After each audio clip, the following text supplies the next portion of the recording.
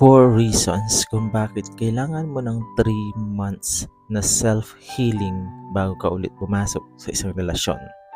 Makinig ka para malaman mo. Number 1, para ma-process mo yung sakit. Hindi madaling makalimot agad sa breakup. Kailangan mo ng panahon para tanggapin ang nangyari at unti-unting gumaling ang puso mo. Number 2, para mahanap mo ulit ang sarili mo. Sa isang relasyon, minsan nakakalimutan natin kung sino tayo. Ang panahon ng healing ay para bumalik ka sa sarili mong layunin, sarili mong goals, hobbies, at peace of mind. Number 3, para hindi mo madala ang sakit sa susunod na relasyon. Kapag hindi ka pa healed, may chance na madala mo ito sa next mong karelasyon.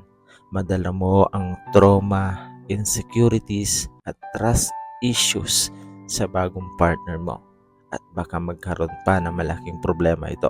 Number 4, i-follow mo ako para malaman mong minsan ang 3 months na paghilom ay hindi pag-aksaya ng oras, kundi paghahanda para sa mas maayos na pagmamahal sa susunod mong pakikipagrelasyon. Tandaan mo yan. God bless. 4 signs na good provider ang isang lalaki.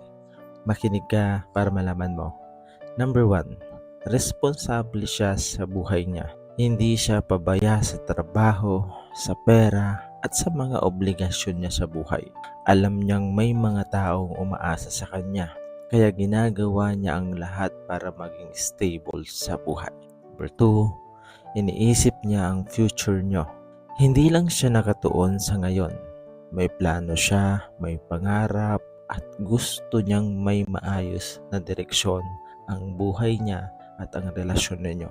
Number 3, hindi lang pera ang ibinibigay niya. Ang pagiging provider ay hindi lamang tungkol sa financial. Nagbibigay rin siya ng oras, effort, proteksyon at suporta sa taong mahal niya o sa partner niya. Number 4, i-follow mo ako para malaman mong ang tunay na provider ay hindi lang nagpapakita kapag may pera. Nandyan siya para siguraduhin na ligtas at maayos ang buhay ng taong minamahal niya. Tandaan mo yan. God bless. Mabisang paraan kapag iniwan ka para sa iba. Makinig ka para malaman mo. May dalawang klase ng reaksyon kapag iniwan ka para sa iba. Yung una, maghahabol ka, magme-message, magbabaliwanag, magmamakaawa at sa huli, lalo lang bumababa ang value mo sa mata nila o sa mata niya. Pero may mas epektibong paraan. Ito yung tinatawag nilang hindi paghahabol, silence. Kapag tahimik kang umalis sa sitwasyon, may dalawang bagay na nangyayari. Una, nawawala ang validation na inaasahan nila. Kapag iniwan ka ng tao, minsan inaasahan nilang hahabol ka. Kapag hindi nangyari iyon, nagkakaroon ng doubt sa isip nila. Pangalawa, nagkakaroon ka ng space para mag-improve. Imbis na ubusin ng energy sa sakit, ilagay mo ito sa sarili mo.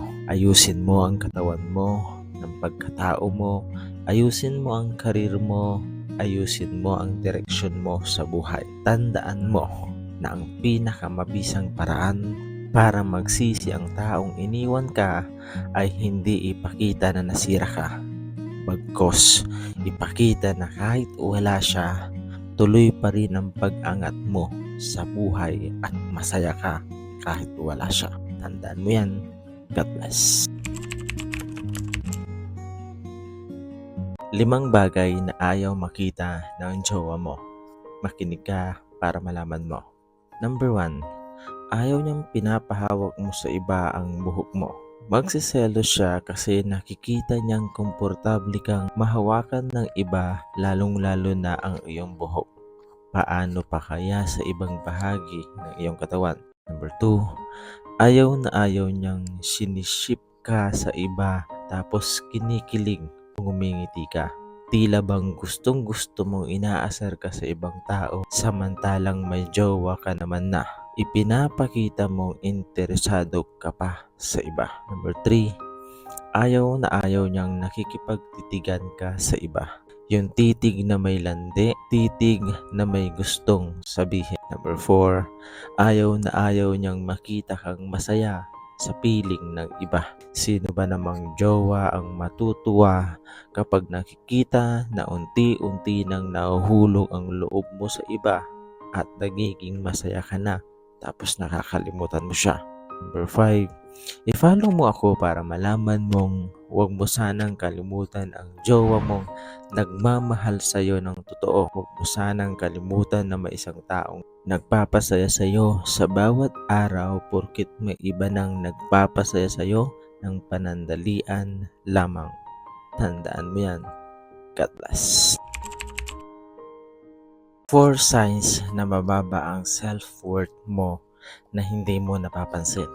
Makinig ka para malaman mo. Number 1, palagi kang nagsisettle sa bare minimum. Kapag konting effort lang, sobrang thankful ka na agad. Kahit alam mong kulang, pinipili mo pa rin magtiis. Number 2, natatakot kang mawala ang tao hindi ka nire-respeto. Kahit hindi ka na masaya, kahit na alam mong hindi ka pinapahalagahan, mas natatakot ka pa rin mawala siya. Number 3, mas mahalaga sa iyo ang opinion ng iba kaysa sarili mo. Lagi mong iniisip kung anong sasabihin ng ibang tao. Kaya minsan, hindi mo ginagawa kung ano ang tama para sa ikabubuti mo. Number 4, i-follow mo ako para malaman mong kapag mababa ang self-worth mo, madali kang magtiis sa trato na hindi mo naman deserve. Pero kapag natutuhan mong pahalagahan ang sarili mo, magbabago ang standards mo at doon nagsisimula ang mas healthy na buhay at relasyon. Tandaan mo yan. God bless. 4 na bagay na dapat alam mo at mahalaga sa isang relasyon. Makinig ka para malaman mo. Number 1, tiwala.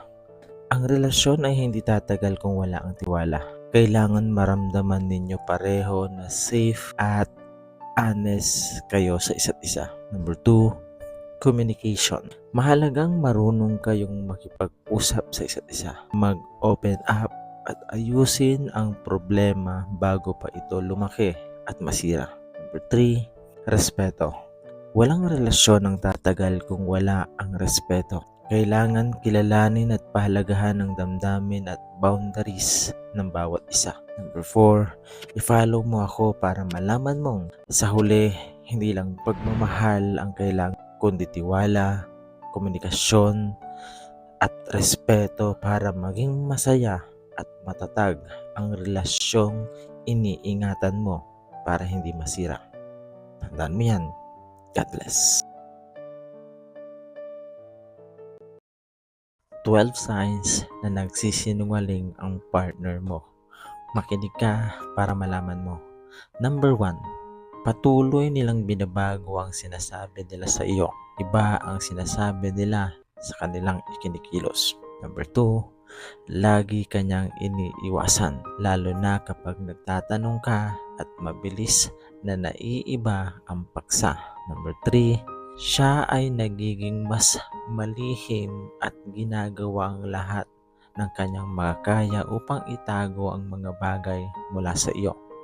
Number 4, ipinipilit niya sa iyo na paniwalaan mo ang lahat ng kanyang sinasabi. Number 5, nagagalit siya at nagsusungit kapag nararamdaman niyang nagdududa ka sa kanyang sinasabi o ginagawa. Number 6, kinukonsensya ka niya sa pagdududa mo sa kanya at pinagmumukha kanyang masamang tao dahil hindi ka naniniwala sa kanyang sinasabi. Number 7, sinusubukan niyang ilayo ka sa mga taong nakakaalam ng katotohanan tungkol sa kanyang mga aksyon dahil natatakot siyang malantad ang kanyang kasinungalingang ginagawa. Number 8, magsasalita siya ng masasama tungkol sa mga taong ito na nakakaalam ng kanyang sikreto o pagsisinungaling para pigilan kang mapalapit. Ang sinasabi nila ay kabaligtaran ng kanilang ginagawa o kung ano ang sinasabi ng iba. Number 9, sasabihin o gagawin niya ang anumang bagay para maniwala ka. Hindi siya nagsisinungaling para maniwala kang hindi siya nagsisinungaling o nagloloko. Ganito ang ugali ng isang taong bihasa sa panlilinlang. Number 10, nagpapanggap siyang mahal ka o sinasabing totoo siya, ngunit may mahal din pala siyang iba habang kasama ka. Number 11, niloloko ka niya pero ayaw mo pa rin siyang iwan. Sinisigurado niyang hindi siya magsisisi o hindi siya mandaya kapag pinalitan ka niya. Ito ay isang taong tunay na manipulator. Number 12, i-follow mo ako para malaman mong kapag ang isang tao ay naging biyasa sa pagsisinungaling, maaari kanilang kumbinsihin sa pamamagitan lamang ng kanilang mga salita. Kaya laging manatiling alerto at huwag maniwala. Pipilitin nila ang iyong isip sa mga kasinungalingan at maaari pang sirain ang iyong buhay. Tandaan mo yan. God bless. 8 signs na may puot o galit sa iyo ang isang tao. Makinig ka para malaman mo. Number 1, palaging negatibo ang tono kapag kasama ka. Parang lahat ng sinasabi mo ay may bahid ng iritasyon o pag-iinsulto. Kapag nagbahagi ka ng ideya sa trabaho, palaging may kasamang sarkastikong biro o pangbababa ng iyong kontribusyon. Number 2, madalas kang i-ignore o iwasan. Ipinapakita niya ang galit sa pamamagitan ng paglayo sa iyo o hindi pakikipag-usap. Hindi kanya binabati o hindi sinasagot ang mga messages mo ng matagal na walang dahilan. Number 3, ginagamit ang sarcasm o insults bilang biro. Ginagawang biro ang pang-iinsulto o paninisi pero halata na may galit siya sa kanyang puso. Number 4, madalas na sumasalungat o hindi pagsang-ayon sa iyo. Hindi dahil may matibay na argumento, kundi dahil ayaw kanyang payagan o tanggapin. Kahit tama ang sinabi mo, palaging may kontra siya o nagdudulot ng away. Number 5, ipinapakita sa body language ang kanyang galit. Nakakabasa ang katawan, eye rolls, cross arms, tense na mukha, o biglang pag-alis. Kapag kasama ka, nakayuko ang mukha niya. Titignan ka bigla o di kaya bigla na lang siyang aalis. Number 6, pinupuna o sinisisi ka sa mga bagay na hindi mo naman kasalanan. Ginagamit ang mga sitwasyon para iproyekto ang galit niya sa iyo. Nagkagulo sa proyekto pero ikaw ang lagi niyang sinisisi kahit hindi mo naman ginawa. Number 7, may malicious action o covert na puot. Hindi laging halata pero gumagawa siya ng mga bagay na nakakasakit o nakakasagasa sa iyo. Niloloko ka, pinapasama ang pangalan mo sa iba o iniiwasan ka para maipit sa isang sitwasyon. Number 8, i-follow mo ako para malaman mong ang galit ng tao ay nakasalalay sa puso niya, pero ang iyong kapayapaan ay nakasalalay sa iyong sariling kamay at sa ating poong may kapal. Tandaan mo yan. God bless. 7 signs na may kayabangan ang isang tao. Makinig ka para malaman mo. Minsan, hindi ibig sabihin na isang beses lang ginawa ay mayabang na agad. Pero kapag paulit-ulit, yun ang delikado at ito ang makikita mong mga signs. Kaya makinig ka para malaman mo. Number 1, mahilig magyabang tungkol sa sarili. Palaging kinukwento ang pera, achievements, connection o mga gamit o status niya.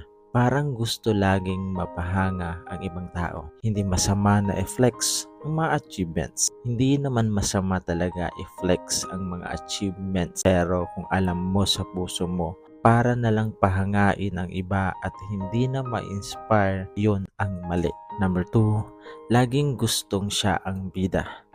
Gusto niya siya ang sentro ng usapan. Kapag may ibang nagkukwento, babalik niya sa sarili niya yung topic.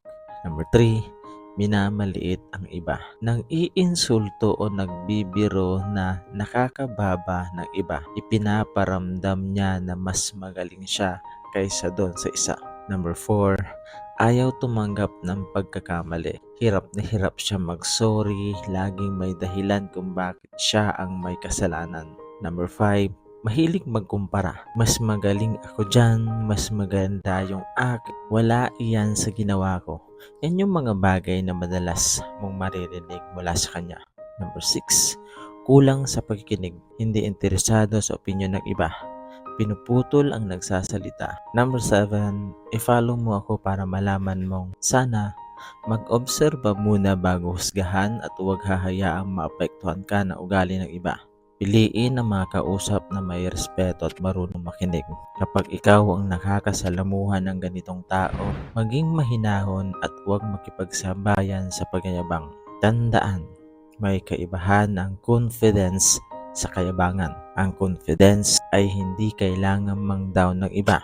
Marunong makinig at kayang tumanggap ng pagkakamali. Samantalang ang kayabangan ay madalas na may minamaliit. Gusto niya laging siya ang pakinggan at palaging tama. Kung may ganito kang ugali, pagsisisihan mo. Sana ipag-pray mo na baguhin ka ni Lord. Kung makakita ka naman ng ugali na ganito sa iba, ipag-pray natin at maging mabuting halimbawa naman para sa kanila. Tandaan mo yan. God bless. 6 reasons kung bakit wala ng pag-asa ang relasyon kapag babae ang nagloko. Makinig ka para malaman mo. Number 1, kapag babae ang nagloko, kadalasan matagal na siyang emotionally nakaalis sa relasyon bago pa mangyari ang cheating. Hindi lang biglaan iyan. Number 2, ang lalaking nag-cheat minsan impulse o tukso. Pero kapag ang babae ang nag-cheat, madalas may kapalit na agad sa puso niya. Number 3, kapag babae ang nawalan ng respeto sa isang lalaki, doon na halos namamatay ang relasyon. Respect ang backbone ng attraction nila. Number 4, kapag ang lalaki ang nagloko, kaya pa niyang bumalik emotionally. Pero kapag ang babae ang nagloko, kadalasan naka-move on na siya habang kayo pa. Number 5, kaya maraming relasyon ang hindi nakaka-recover kapag ang babae ang nagloko kasi hindi lang katawan ang umalis, pati ang damdamin na minsan naramdaman mong ikaw lang kanyang mahal. Number 6, i-follow mo ako para malaman mong ang babae ay hindi yan basta sumusuko sa isang relasyon. Natututo muna iyan magtiis, napagod muna iyan at nanatili bago kanya bitawan o sukuan. Tandaan mo yan. God bless.